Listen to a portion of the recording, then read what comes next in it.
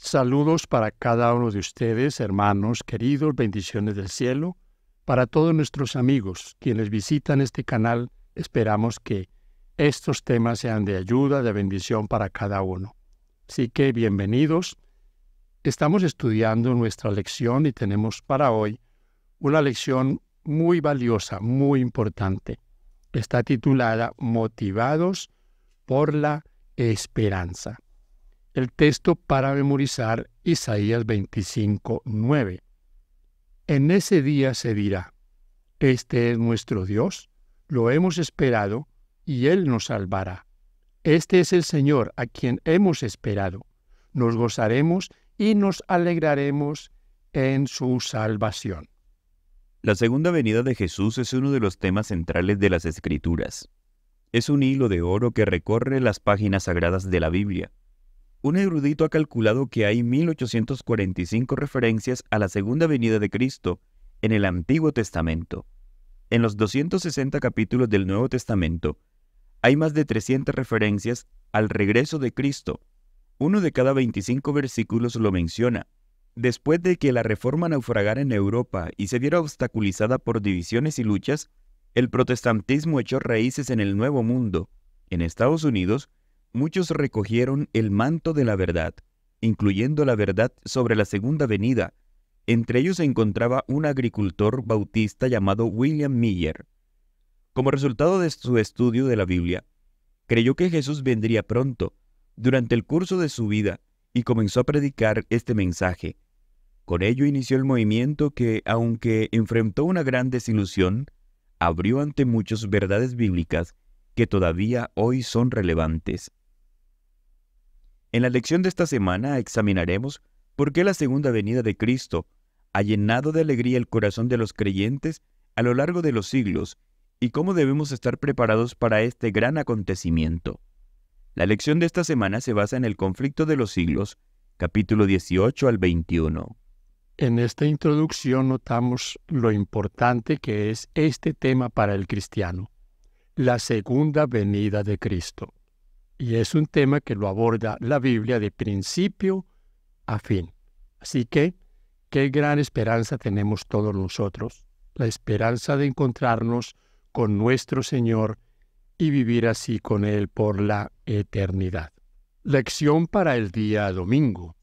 La promesa de su regreso. Los reformadores protestantes y los peregrinos que partieron de Holanda hacia el Nuevo Mundo anhelaban la venida de Jesús. Para ellos, la segunda venida de Cristo era un acontecimiento gozoso, que esperaban con gran interés. Juan Wycliffe anhelaba la venida de Cristo como la esperanza de la Iglesia. Calvino hablaba en nombre de todos los reformadores al referirse al glorioso regreso de Cristo como el más auspicioso de todos los acontecimientos. Para los hombres y las mujeres fieles a Dios, la segunda venida de Cristo era algo que había que celebrar, no algo que se debía temer. ¿Por qué estos pasajes bíblicos ofrecieron tanta esperanza a los cristianos a lo largo de los siglos? Juan 14, 1 al 3. No se turbe vuestro corazón, creéis en Dios, creed también en mí. En la casa de mi Padre muchas moradas hay. Si así no fuera, yo os lo hubiera dicho. Voy, pues, a preparar lugar para vosotros. Y si me fuere y os prepare lugar, vendré otra vez, y os tomaré a mí mismo, para que donde yo estoy, vosotros también estéis. Primera de Tesalonicenses 4, 13 al 18. Tampoco queremos, hermanos, que ignoréis acerca de los que duermen, para que no os entristezcáis como los otros que no tienen esperanza. Porque si creemos que Jesús murió y resucitó, así también traerá Dios con Jesús a los que durmieron en él. Por lo cual os decimos esto en palabras del Señor, que nosotros que vivimos, que habremos quedado hasta la venida del Señor, no precederemos a los que durmieron, porque el Señor mismo, con voz de mando, con voz de arcángel y con trompeta de Dios, descenderá del cielo, y los muertos en Cristo resucitarán primero. Luego nosotros, los que vivimos, los que hayamos quedado seremos arrebatados juntamente con ellos en las nubes para recibir al Señor en el aire, y así estaremos siempre con el Señor.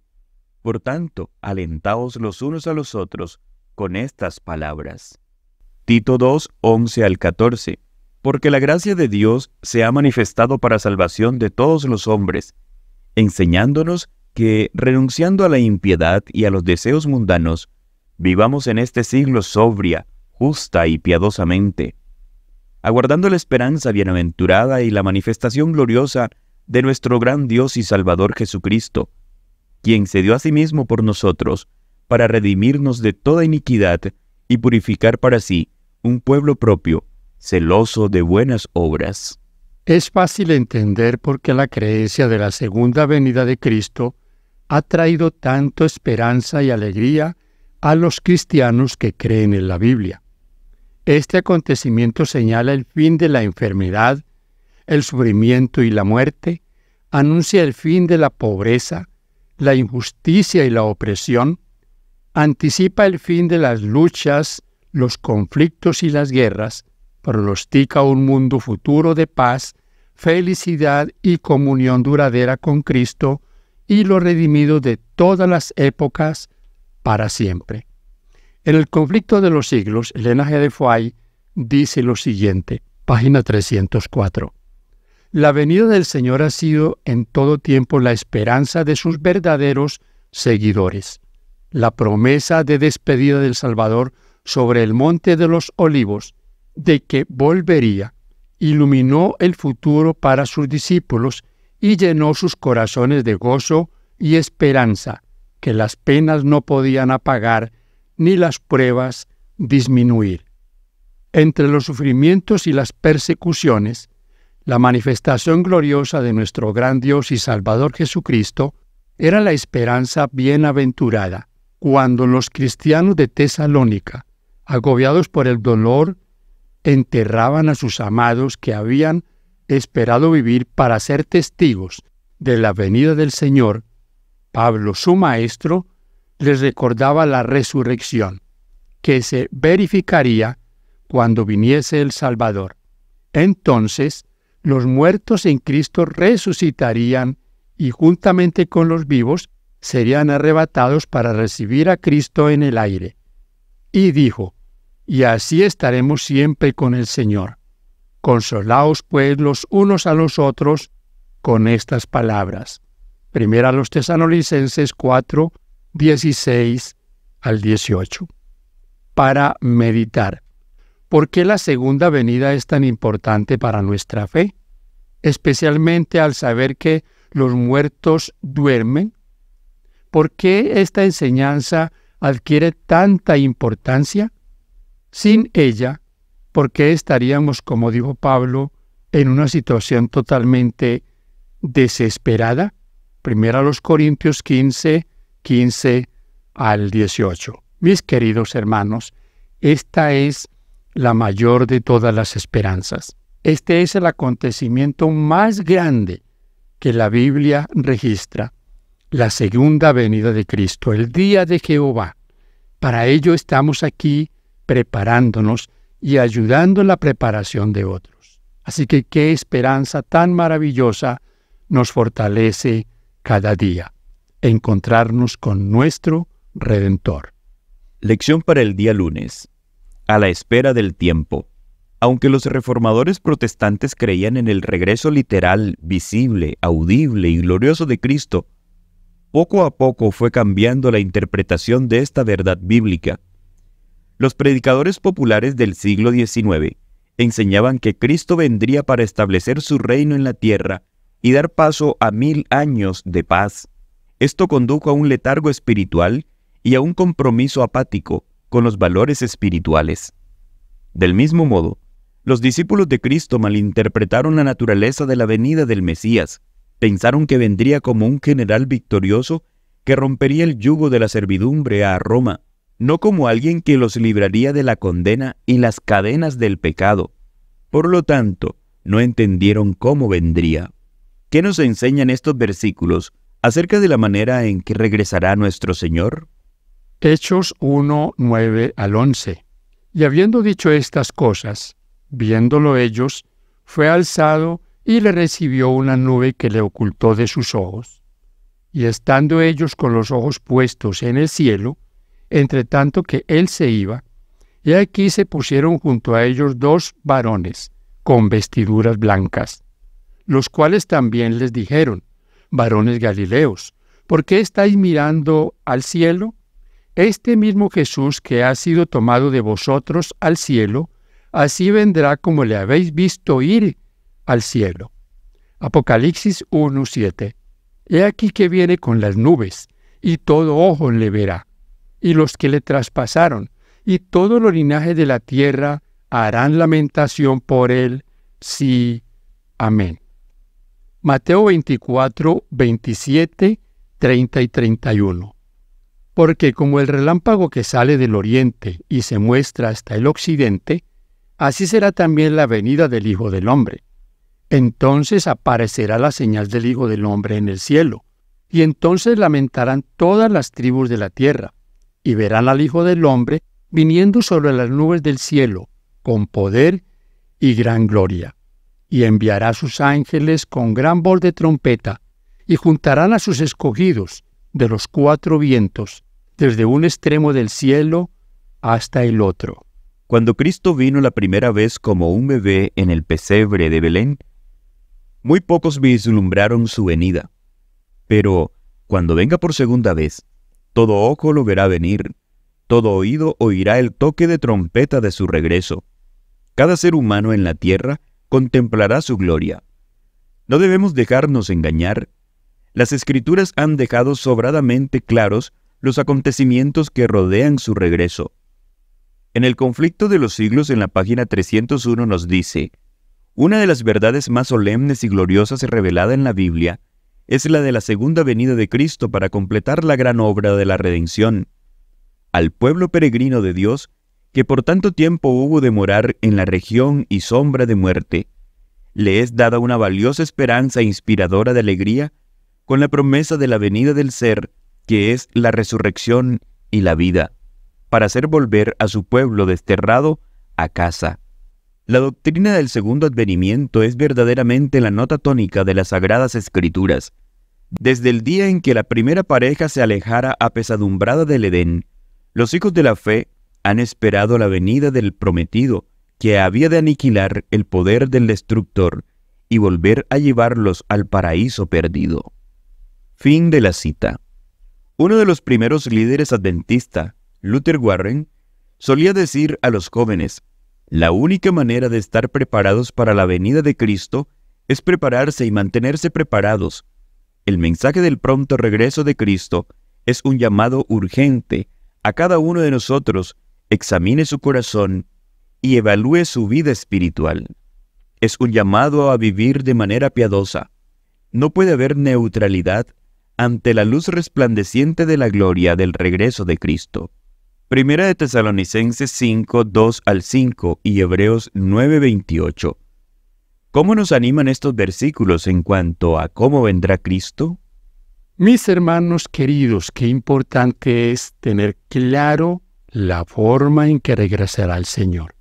Hoy, cuando por todo el mundo se predica de que viene en secreto, que habrá un rapto, que quedará el mundo poblado y que luego también otros se salvarán, que el Señor vendrá a lidiar con los judíos.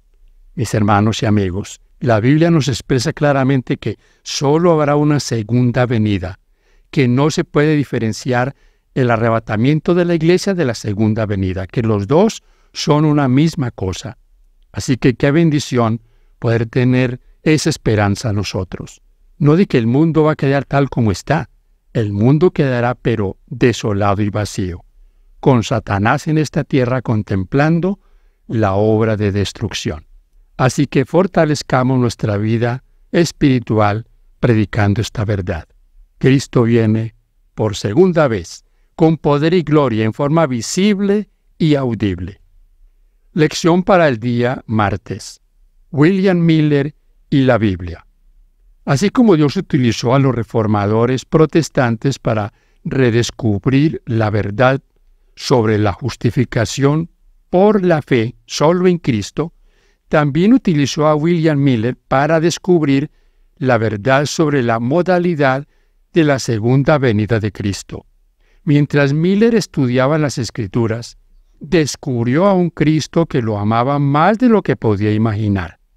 Con su Biblia, una pluma y un cuaderno, comenzó leyendo el Génesis y solo avanzaba en la lectura en la medida en que podía entender el pasaje en cuestión. Al comparar un pasaje con otro, permitió que la Biblia se explicara a sí misma. ¿Qué principios de interpretación bíblica descubres en estos pasajes? Isaías 28, 9 y 10. ¿A quién se enseñará ciencia o a quién se hará entender doctrina? ¿A los destetados? ¿A los arrancados de los pechos? Porque mandamiento tras mandamiento, mandato sobre mandato, renglón tras renglón, línea sobre línea, un poquito allí, otro poquito allá. Proverbios 8, 8 y 9. Justas son todas las razones de mi boca. No hay en ella cosa perversa ni torcida. Todas ellas son rectas al que entiende, y razonables a los que han hallado sabiduría. Juan 16, 13. Pero cuando venga el Espíritu de verdad, Él os guiará a toda la verdad, porque no hablará por su propia cuenta, sino que hablará todo lo que oyere, y os hará saber las cosas que habrán de venir. Segunda de Pedro 1, 19 al 21. Tenemos también la palabra profética más segura, a la cual hacéis bien en estar atentos como a una antorcha que alumbra en lugar oscuro, hasta que el día esclarezca, y el lucero de la mañana salga en vuestros corazones. Entendiendo primero esto, que ninguna profecía de la Escritura es de interpretación privada, porque nunca la profecía fue traída por voluntad humana, sino que los santos hombres de Dios hablaron siendo inspirados por el Espíritu Santo. A medida que William Miller comparaba versículo con versículo, se le abrían los misterios de la Biblia. Buscaba como quien busca un tesoro escondido, y fue ricamente recompensado. El Espíritu Santo le abrió la palabra de Dios a fin de que la entendiera. Abordó las profecías con la misma diligencia en el estudio de la Biblia que con los demás pasajes bíblicos que estudiaba. ¿Qué nos enseñan estos pasajes acerca de la interpretación de las profecías bíblicas? Daniel 1:17. A estos 4 muchachos Dios les dio conocimiento e inteligencia en todas las letras y ciencias. Daniel tuvo entendimiento en toda visión y sueños. Daniel 2:45. De la manera que viste que del monte fue cortada una piedra, no con mano, la cual desmenuzó el hierro, el bronce, el barro, la plata y el oro. El gran Dios ha mostrado al rey lo que ha de acontecer en lo porvenir, y el sueño es verdadero, y fiel su interpretación. Primera de Pedro 1:10 al 11. Los profetas que profetizaron de la gracia destinada a vosotros, inquirieron y diligentemente indagaron acerca de esta salvación, escudriñando qué personas y qué tiempo indicaba el Espíritu de Cristo que estaba en ellos, el cual anunciaba de antemano los sufrimientos de Cristo y las glorias que vendrían tras ellos. Apocalipsis 1:1 al 3. La revelación de Jesucristo que Dios le dio para manifestar a sus siervos las cosas que deben suceder pronto, y la declaró enviándola por medio de su ángel a su siervo Juan, que ha dado testimonio de la palabra de Dios y del testimonio de Jesucristo y de todas las cosas que ha visto. Bienaventurado el que lee, y los que oyen las palabras de esta profecía, y guardan las cosas en ella escrita, porque el tiempo está cerca. Los símbolos de los libros proféticos no están rodeados de misterio. Un Dios amoroso nos ha dado su palabra profética con el fin de prepararnos para los acontecimientos culminantes que pronto tendrán lugar en este mundo. William Miller comprendió claramente que la mejor manera de entender las profecías era permitir que éstas se interpretaran a sí mismas. La misma Biblia se explica claramente. Los símbolos proféticos. Las bestias representan reyes o reinos. Daniel 7, 17 al 23. El viento representa destrucción. Jeremías 49, 36. El agua representa pueblos o naciones. Apocalipsis 17, 15. La mujer representa a la iglesia. Jeremías 6, 2, Efesios 5, 22 al 32. Las profecías temporales de Daniel y Apocalipsis también se dan en lenguaje simbólico, en el que un día profético representa un año literal. Números 14, 34, Ezequiel 4, 6. Cuando William Miller aplicó estos principios de interpretación bíblica, quedó sorprendido con el descubrimiento respecto a lo que él creía que era el momento del regreso de Cristo. Una pregunta para meditar. ¿Por qué es tan importante para nuestra fe entender correctamente el simbolismo profético? Aquí es importante, mis queridos hermanos, que relacionemos esto. En la mayoría de los cristianos evangélicos aplican la profecía de las 70 semanas de día por año, pero lo excluyen en otras interpretaciones proféticas. Esto no es correcto. Las profecías de tiempo tienen en su mayoría esta interpretación, día por año. Así que William Miller fue llevado paulatinamente a estas verdades. Él estaba confundido en cuanto al evento que iba a pasar, pero no en la profecía. La interpretación profética fue correcta. El tiempo llegó exactamente hasta donde la Biblia lo había predicho. ¿Qué fue lo que no se entendió? El evento, lo que iba a pasar. No era la segunda venida de Cristo. Era el ministerio de Cristo en el santuario celestial, la parte final de su trabajo como redentor. Redimirnos, rescatarnos, interceder por cada uno de nosotros. Lección para el día miércoles. Los 2300 días de Daniel 8:14. William Miller observó que los acontecimientos predichos por los profetas se cumplieron con precisión. Los 400 años de los descendientes de Abraham en Egipto, los 40 años de peregrinación de Israel por el desierto, los 70 años del cautiverio de Israel y las 70 semanas determinadas para Israel en Daniel. Génesis 15:13, Números 14:34, Jeremías 25:11 y Daniel 9:24.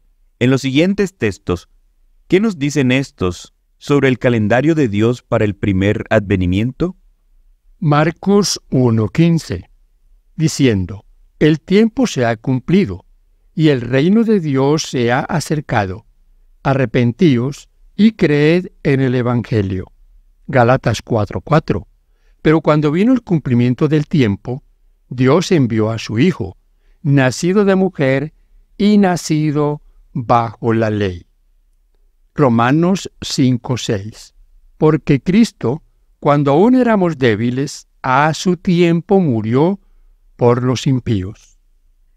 A medida que Miller estudiaba las profecías comparando un pasaje con otro, llegó a la conclusión de que si Dios tenía un calendario divino de principio a fin en la Biblia, también debía tener un calendario divino en cuanto a la segunda venida de nuestro Señor. En el siguiente texto, ¿qué acontecimiento debía ocurrir al final de los 2300 días? Daniel 8:14. Y él le dijo: hasta 2300 tardes y mañanas, luego el santuario será purificado.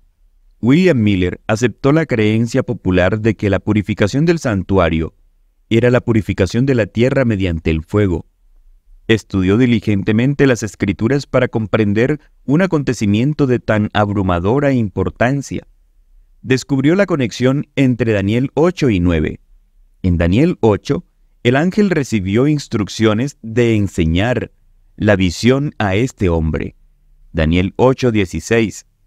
Al final del capítulo, la única parte de toda la visión de Daniel 8 que quedaba sin explicar, Daniel 8:27, era la de los 2300 días.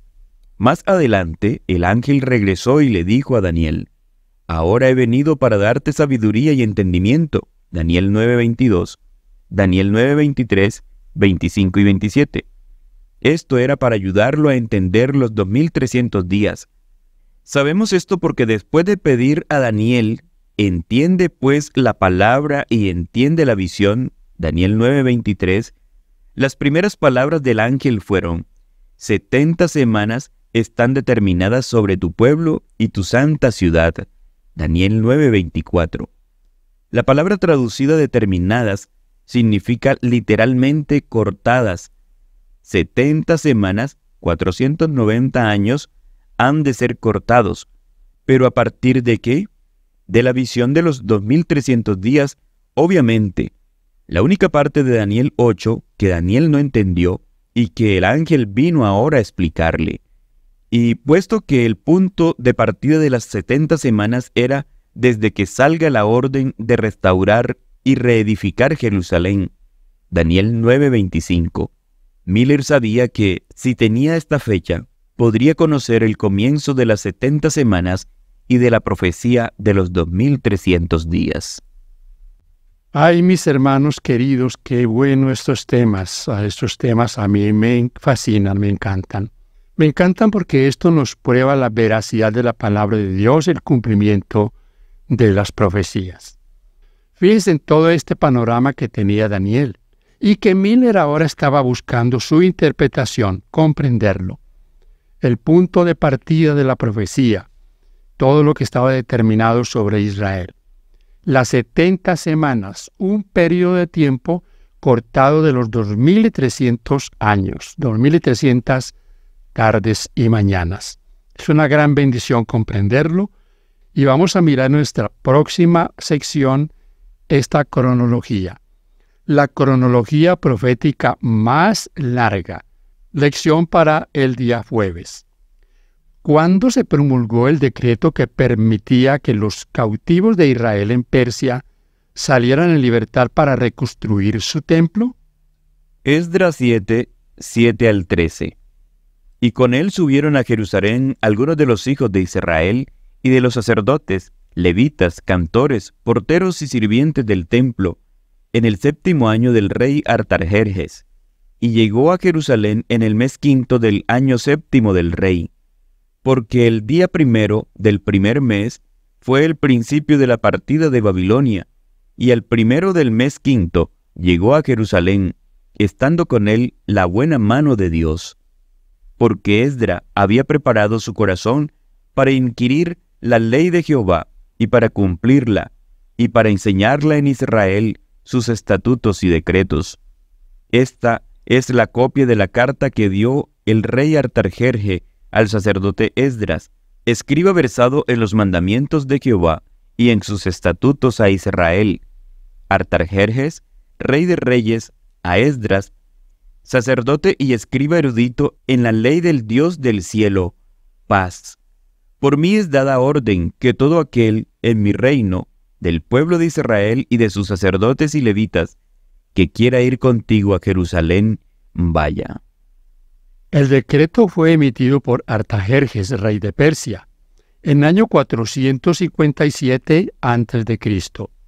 Este decreto fue el último de 3 decretos para permitir que los judíos regresaran a reconstruir Jerusalén y restaurar los servicios de adoración en el templo. Este tercer decreto fue el más completo y marcó el comienzo de la profecía de los 2300 días o años. ¿Cuándo comenzará todo este periodo profético? ¿Qué acontecimientos importantes predicen estos versículos? Daniel 9, 25 al 26. Sabe pues y entiende que desde la salida de la orden para restaurar y edificar a Jerusalén hasta el Mesías príncipe, habrá 7 semanas y 72 semanas. Se volverá a edificar la plaza y el muro en tiempos angustiosos. Y después de las 62 semanas se quitará la vida al Mesías, mas no por sí. Y el pueblo de un príncipe que ha de venir destruirá la ciudad y el santuario, y su fin será como inundación, y hasta el fin de la guerra durarán las devastaciones. En esta profecía extraordinaria, Daniel predijo que desde que salga la orden de restaurar y reedificar Jerusalén, hasta el Mesías transcurrirían 69 semanas proféticas, o 483 días proféticos o años literales. Puesto que el decreto se expidió en el otoño del 457 a.C., 483 años se extienden hasta el otoño del 27 después de Cristo. La palabra Mesías significa ungido.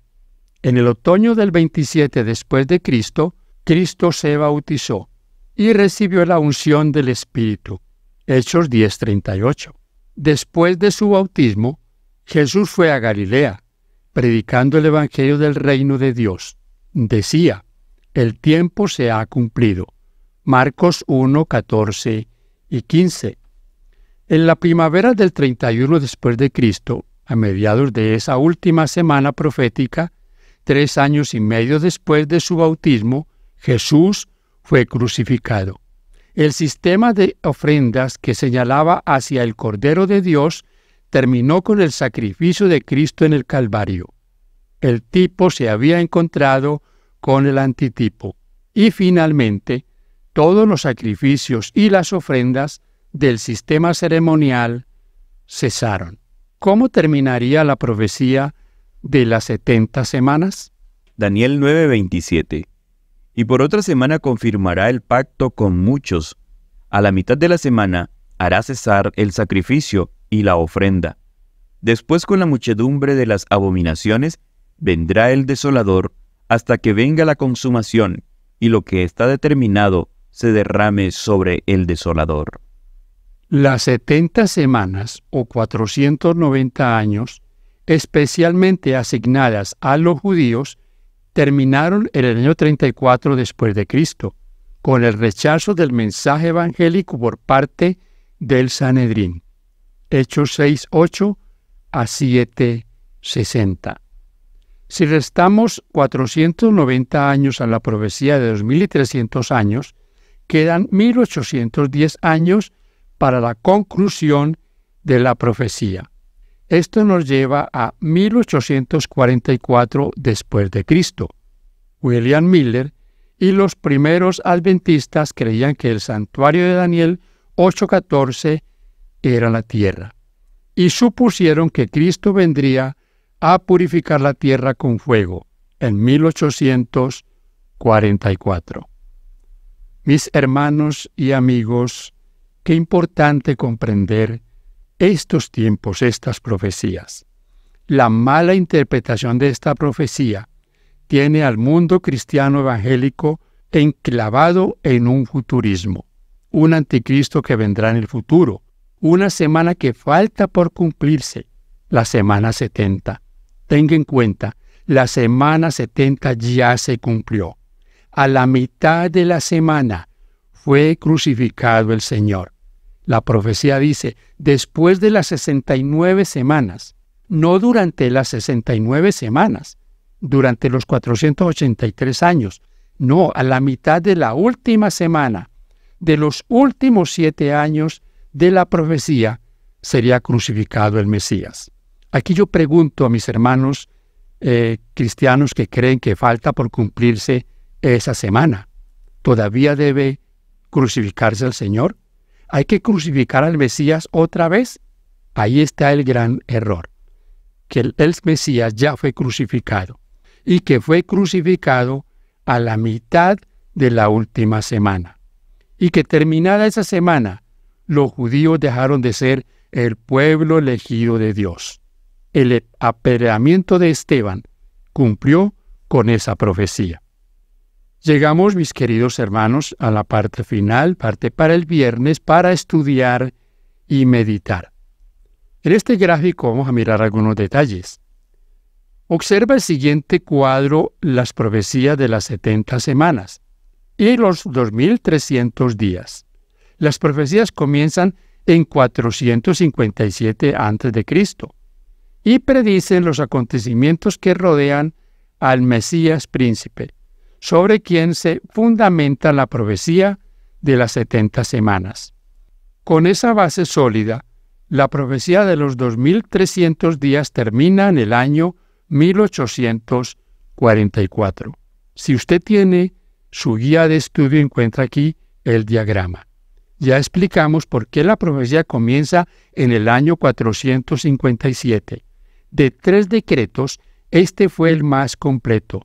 No solo permitía que ellos regresaran, sino que restauraba todo el sistema de adoración y los asuntos civiles del pueblo de Israel. Así que comienza en el año 457, comienza la reconstrucción, 49 años, luego 62 semanas hasta el Mesías y la última semana, que es la semana de la pasión de Cristo. Los 3 años y medio de su ministerio, que culminan con la crucifixión. Y luego el apedreamiento de Esteban en el año 34, donde termina la profecía de las 70 semanas. Allí se cumplen 490 años. Esos 490 años, mis hermanos, descontados de los 2300 días, nos daría 1810. 1810 más 34, 1844. En el conflicto de los siglos, página 351, nos dice: como los primeros discípulos, Guillermo Miller y sus colaboradores no comprendieron ellos mismos enteramente la importancia del mensaje que presentaban, los errores que desde hacía largo tiempo se habían establecido en la Iglesia les impidieron arribar a una correcta interpretación de un punto importante de la profecía. Por tanto, si bien proclamaron el mensaje que Dios les había confiado para que lo diesen al mundo, sufrieron un desengaño debido a una interpretación equivocada de su significado. La siguiente cita la encontramos en la página 552. Sin embargo, Dios cumplió su propósito benéfico al permitir que la advertencia del juicio fuese proclamada precisamente como lo fue. El gran día era inminente, y en la providencia de Dios el pueblo fue probado tocante a un tiempo definido, con el fin de revelarles lo que había en sus corazones. El mensaje tenía por objetivo probar y purificar a la Iglesia. Los hombres debían ser inducidos a ver si sus afectos estaban puestos en las cosas de este mundo o en Cristo y el cielo. Ellos profesaban amar al Salvador. Ahora debían probar su amor. Estarían dispuestos a renunciar a sus esperanzas y ambiciones mundanales y dar la bienvenida con gozo al advenimiento de su Señor. El mensaje tenía por objetivo capacitarlos para discernir su verdadero estado espiritual. Fue enviado misericordiosamente para despertarlos con el fin de que buscasen al Señor con arrepentimiento y humillación. Fin de las citas. Agradecemos a ustedes, mis hermanos queridos, por estar con nosotros hasta este punto y también por compartir el mensaje de la palabra de Dios. Hay 2 palabras que quiero que tengan en cuenta. La palabra pronto y la palabra inminente significan lo mismo. Nunca en la Biblia el Señor dijo que vendría inminentemente, y dijo, vengo pronto. Así que esperamos al Señor de una manera rápida. Y esto lo podemos tomar como algo inminente o como algo pronto. Preguntas para dialogar. Primera pregunta: ¿qué lecciones podemos aprender de la experiencia de William Miller? ¿Dios rechaza a veces nuestra interpretación incorrecta? 2. ¿Por qué es tan importante entender Daniel 9, 24 al 27 para establecer la integridad en la Biblia y la divinidad de Cristo? Y 3. ¿Qué papel desempeña la interpretación de las profecías en el plan de salvación? ¿Por qué son tan importantes las profecías en el plan de Dios? Agradecemos, mis hermanos, por su compañía y nuevamente repito, de corazón, por compartir el mensaje de la palabra de Dios. Bendición para todos.